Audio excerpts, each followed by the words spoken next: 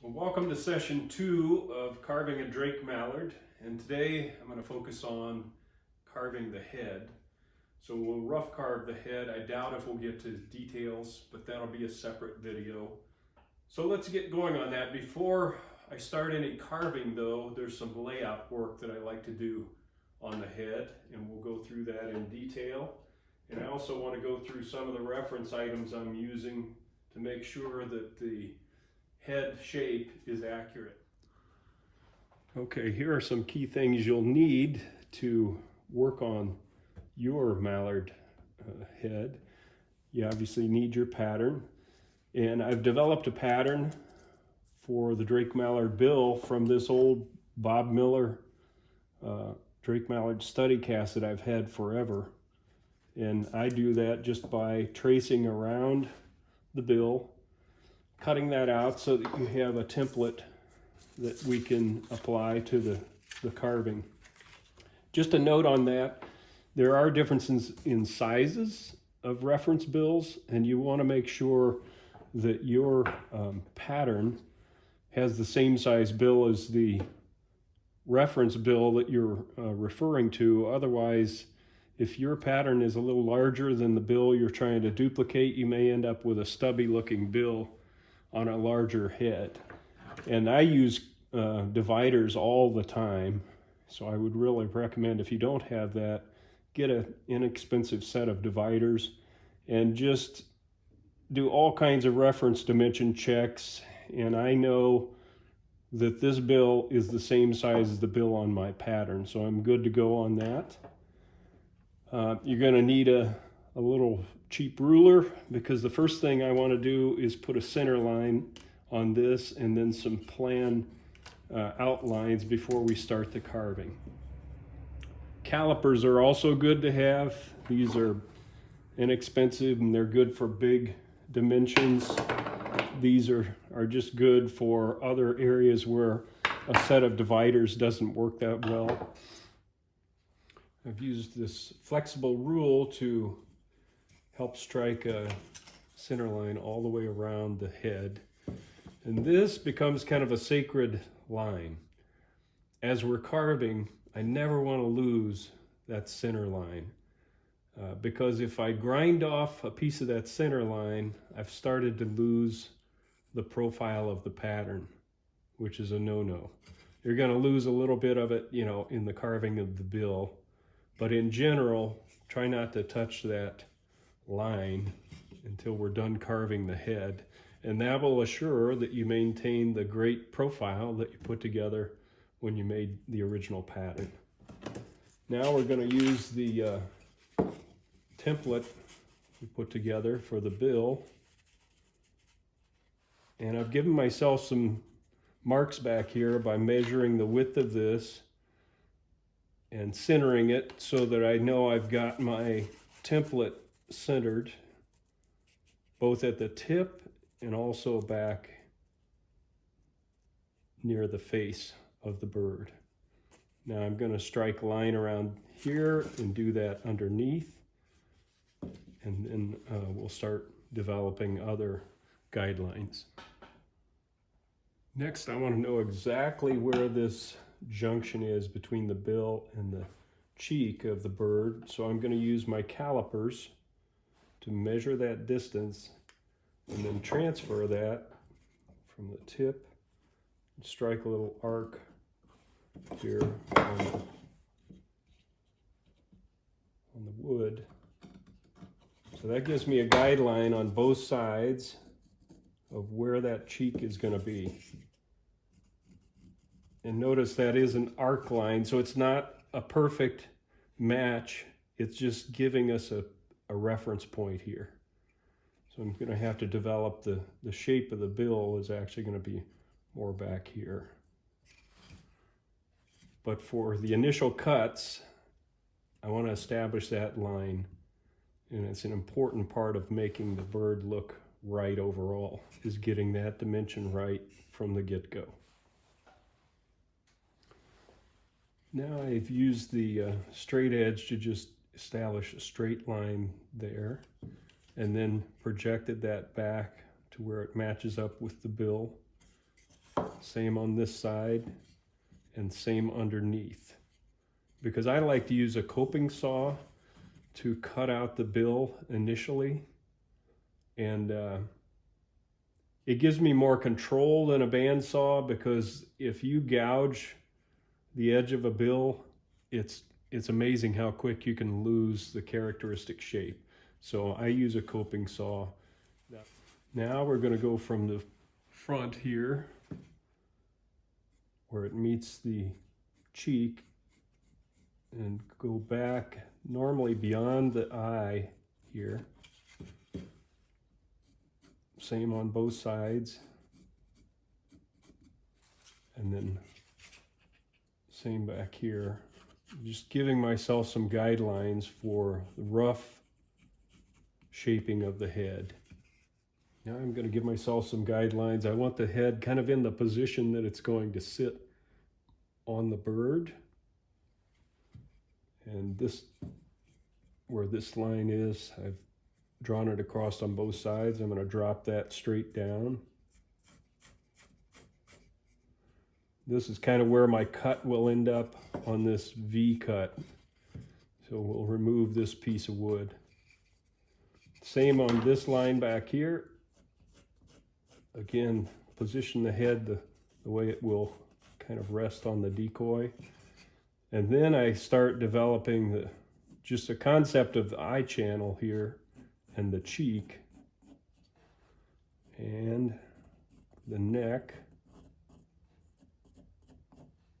that I want to match up kind of with these guidelines that I've put on the bird. Do that on both sides, and we're almost ready to start cutting. One final guideline here. I want to make sure as I'm cutting wood away from the head that I don't cut out a critical part of the neck. So I want to establish roughly where the neck is going to be. And then strike a guideline around there. So again, as I'm cutting and bandsawing and grinding, I don't want to end up with less wood down here than I need to make a nice neck transition from the cheek down to the breast. Okay, let's use the coping saw. Going to use the coping saw to carefully follow those guidelines for the bill. If anything, I want to err on the outside of this line, so there's, once we sand and grind, there's enough material there. I'm leaning in because I'm checking on the lower side to make sure the angle of my coping saw is right, so I'm not undercutting or overcutting down beneath.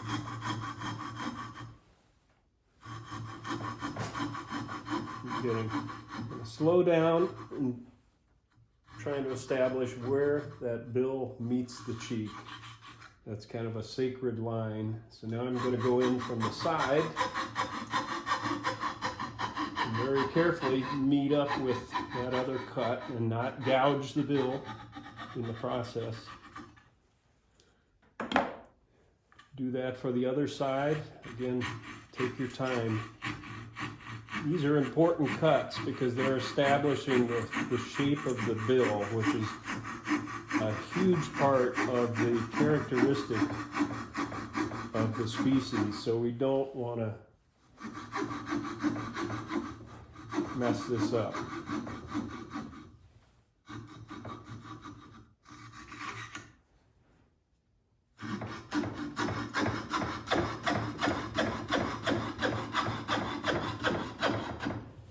Again, as you approach the bill, slow down because I don't want to go deep here and gouge the side of the bill. We're going to have a lot of carving detail there.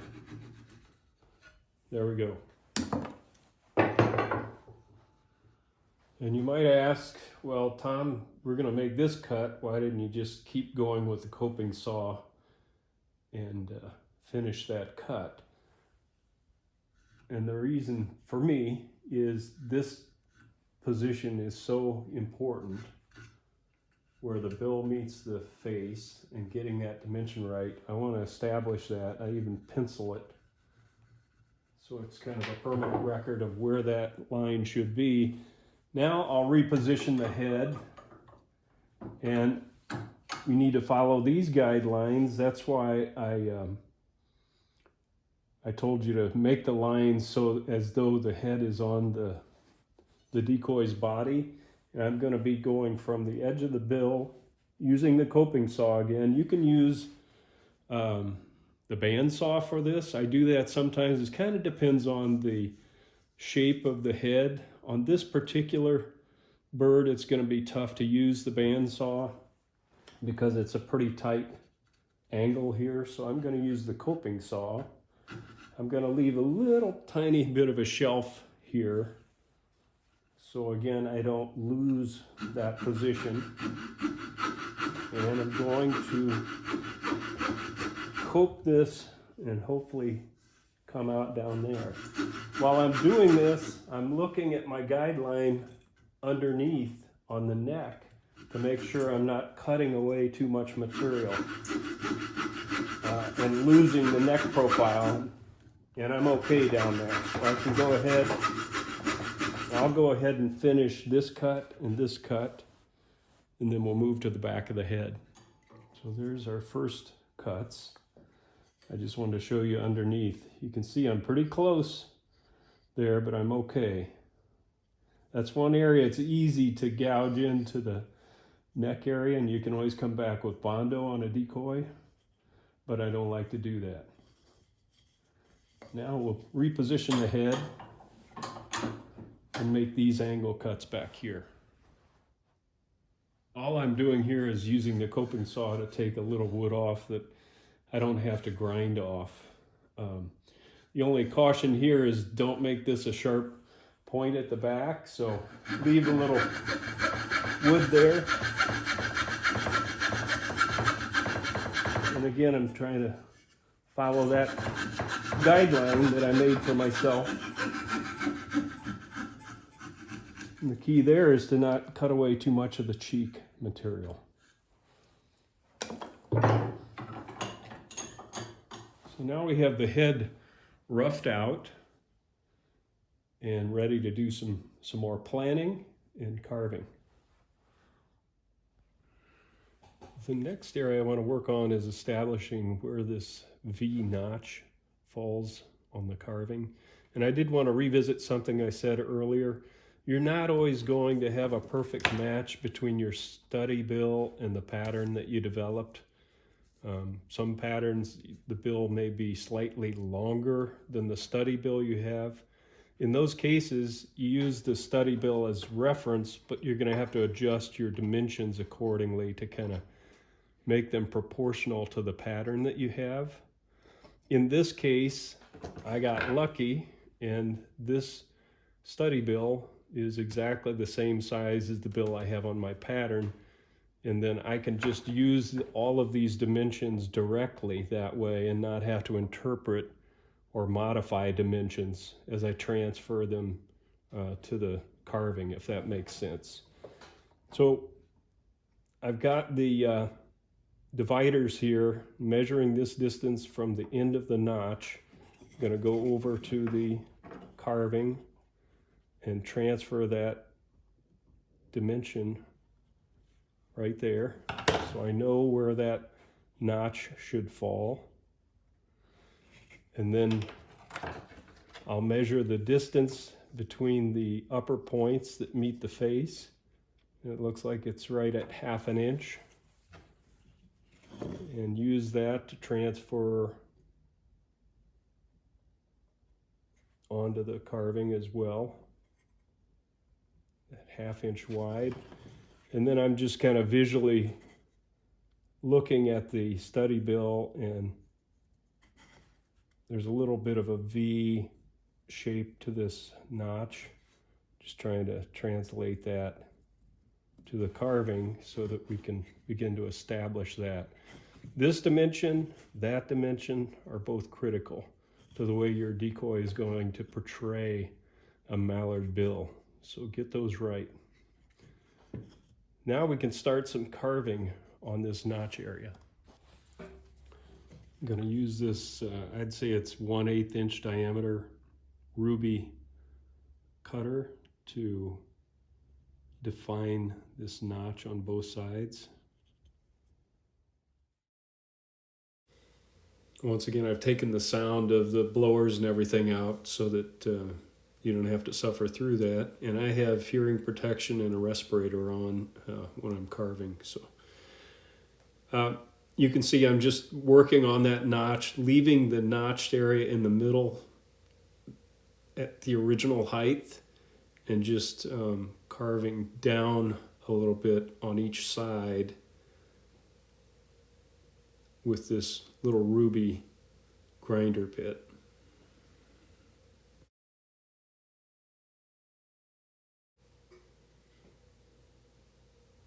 There's a good look from the front to give you the depth of those. Now that I have the side position of the bill and the notch located, I want to identify the width of the crown of the head. And I know from my reference materials, and I put it on the pattern here, the crown of a Drake Mallard is about 1 3/4 inches wide. So I'm going to put that dimension up here on top of the head. And then we're going to go from this notch back to that widest point, somewhere over or behind the eyes, and then it's going to trail back towards the center in back. So I'm giving myself some fairly rough guidelines. The critical thing is that dimension. We want to not make the head crown any more narrow or fat than it needs to be. Now I'm going to go back to the side and kind of reestablish where this line is going through the eye and kind of define where the cheek is going to rest, because we're going to end up removing material in this area, and I want to be sure I know where the cheek rests on both sides. These are more visual guidelines than anything, but I'll start grinding this material off. I don't want to go below this level because we're going to want a nice round cheek. For the next step, I'm switching to the Fordham, and I've got a 3/4 inch cylindrical ball-nosed fine burr bit in there, and I'm going to use that to take down these areas of wood and narrow the crown, and also begin rough shaping the bill and the neck areas and the cheek. Just a word of caution, if you haven't used a rotary grinder, they're very powerful. You got to keep your hands out of the way. Also make sure you have no loose clothing close to the grinding bit. There are many, many stories of carvers getting their shirts wrapped up in the carving burr, and it's not a good thing. Just wanted to point out, as you approach the bill here, be careful you don't grind off too much material there and take a part of the bill with you. This is just rough carving at this point.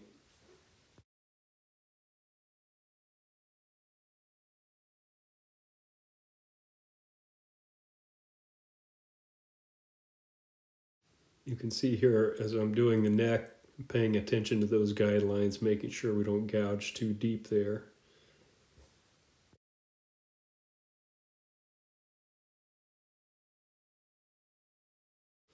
Just taking a little material off the bill to begin to round that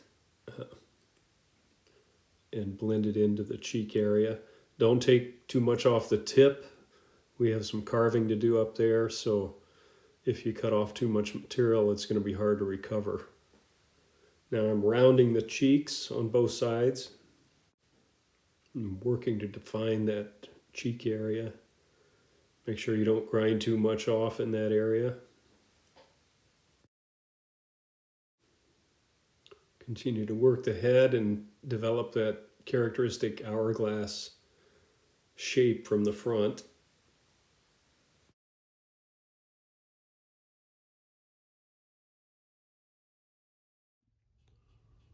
Kind of stop and take stock of where we are.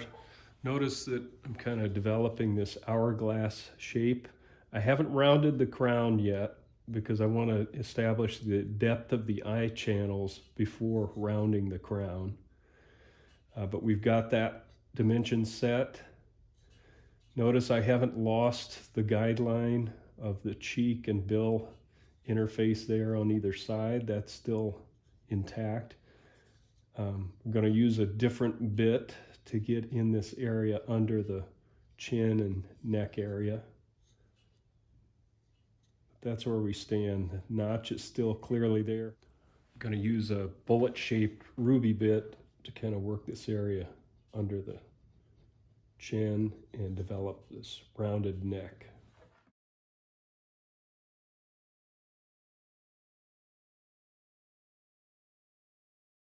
Camera angle is not the greatest here, but I'm using that ruby bit to go in under that neck area and blend that back out to the side of the face. A little better camera angle here. You can see the bit doing the work there.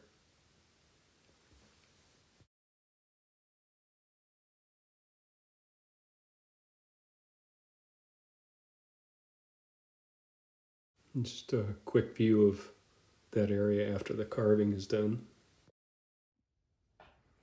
Okay, now I want to begin to define the area of the bill where it meets the cheek. We've got this pretty well defined. This hooks up and matches up with this guideline that we gave ourselves from the beginning. And then I'm using the dividers to do a measurement from the tip of the bill to the corner to the rictus area where the upper and lower mandible meet, and it's right there. So I'm going to sketch that in. We're going to have to remove material in this area to relieve that area. So we'll do that next, and I'm going to go back to the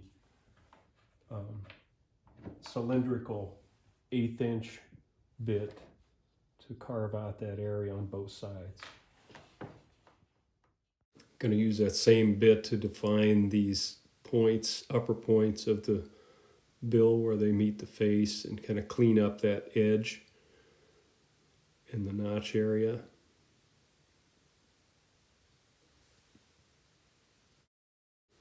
Now I'm going into that lower area, and we want to take material out of there.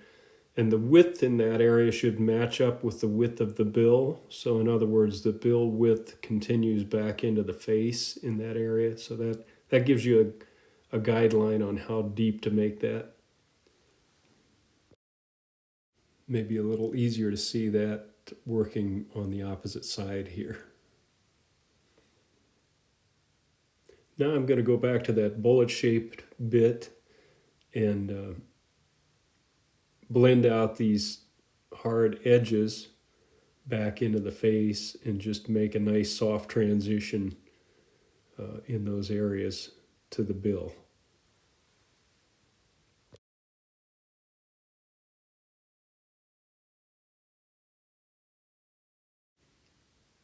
Here's just a quick look at that area after that blending has been done. Now that that area is relieved, I'm going to use the dividers again, get a measurement from the tip of the bill to the corner, and then transfer that to the carving, the location of the rictus there in the corner. Same on this side, tip of the bill, right there. So I know that's where this is. Now I can give myself a guideline. The little detail, but the corner of the upper mandible has a tendency to curl up slightly. So I like to make sure that's done accurately. And then giving myself a guideline on both sides here. Now I'm going to move to a nice firm surface and use a sharp knife to put in that dividing line between the upper and lower mandibles. This is You have to be careful with a sharp knife. Not telling you anything you don't know, I'm sure. But especially as you get out to the edge here, it can have a tendency to really dive down. So just take your time on this. And I do multiple scores to get some depth to it. Shift around. Go back in this direction. I dive down, not too deep, but fairly deep. And then go underneath and begin scoring a line in this direction. Our goal is to remove that little triangle of wood.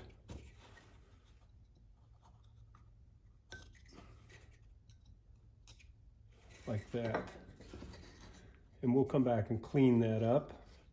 I'll do that on both sides. You can see that really begins to give character to the head. Now we're going to come back with a little flame-shaped ruby grinder and just kind of clean that area up and make a transition into the face there. I'm just blending that lower mandible into the face so we have a soft transition. That lower mandible is kind of in this position. So we're going to take the knife very carefully, follow that line. Tupelo, it doesn't take much pressure. Then go down below, do a cut in this direction. It kind of gives us a little bit of definition around that lower mandible on both sides. And then those two cuts form a little bit of a V shape under the bill there. Next, we want to work on these eye channels and set the depth of the eyes. And this is an area that a lot of people have trouble with, either getting the eyes set too deep or too far out so they look like they're bulging out. You need good reference here, and Pat Godden's pattern books are a great reference for these types of dimensions.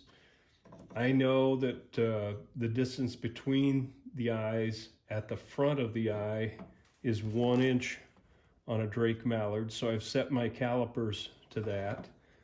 And you can see I don't have an inch there. There's more than an inch right now. So we're going to have to go in and create those channels on each side until I get it down to the point where I can get 1 inch at the front of the eye on both sides. So we'll start working that, and I'm going to use that teardrop shaped ruby carver to begin working those eye channels. You can see I'm kind of lining the bit up with that eye channel and pulling through that area multiple times to build depth, and then going back and blending that back in.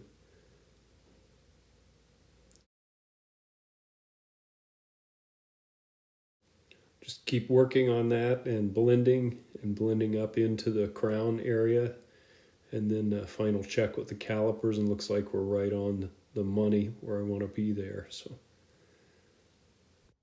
okay, we've got the eye channels set at the proper depth. Now I want to add a little character to the face by adding a little bit of a cheek here and a little bit back here. Kind of tucks into the neck area.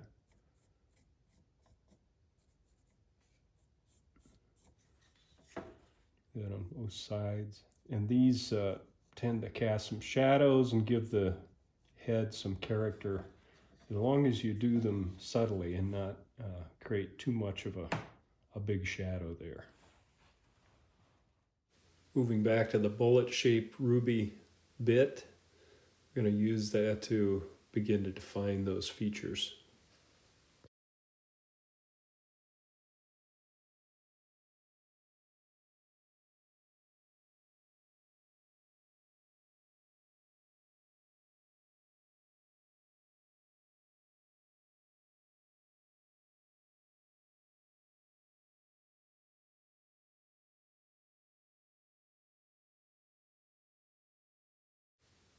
I just keep working that area to soften, but you can see that gives just a little bit of additional character to the face and casts a subtle shadow there. Now that the eye channels are set in place, I can use that bullet-nosed grinder bit to begin to round the crown and blend that into the side. Notice I'm not going to touch the center line again so that we lose our pattern. Get close to it, but I'm not going to grind that off. We're going to leave that in place, and we'll sand it off finally when everything is ready to roll. Just keep working back and forth and looking for symmetry from the front so that we have equal roundness on both sides and it looks natural.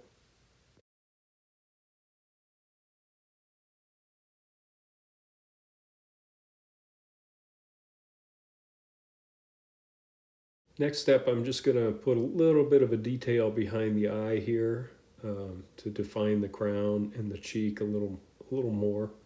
And I'm using that ruby bullet-nosed bit to put a groove in there first and then blend that out to make sure it's not doesn't stand out too much. Just a nice soft transition highlight.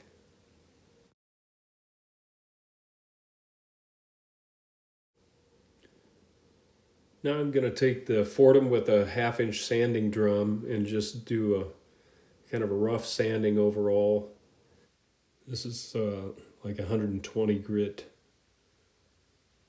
So just a kind of a rough sand. We're not trying to finish everything here, but just take out the rough spots.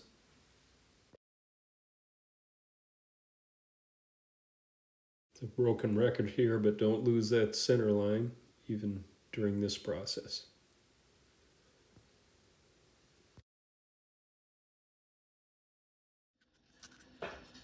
Once that power sanding is completed, I go back with some 120 sandpaper and just work the head, entire head, to smooth things out. Power sander's great, but there are times, you can't get into certain areas with the power sanding drum, so there's nothing like handwork, which is part of the deal. Anyway, I'll finish sanding this, and then we'll be ready for detail. All right, that wraps up this segment of carving a Drake Mallard. We have the head roughed out and ready to detail the bill next. I hope that this has been helpful to you. If it has, please share it with young carvers or people that are just getting started or somebody that might get value out of it. I would really appreciate it. Thanks, and see you next time.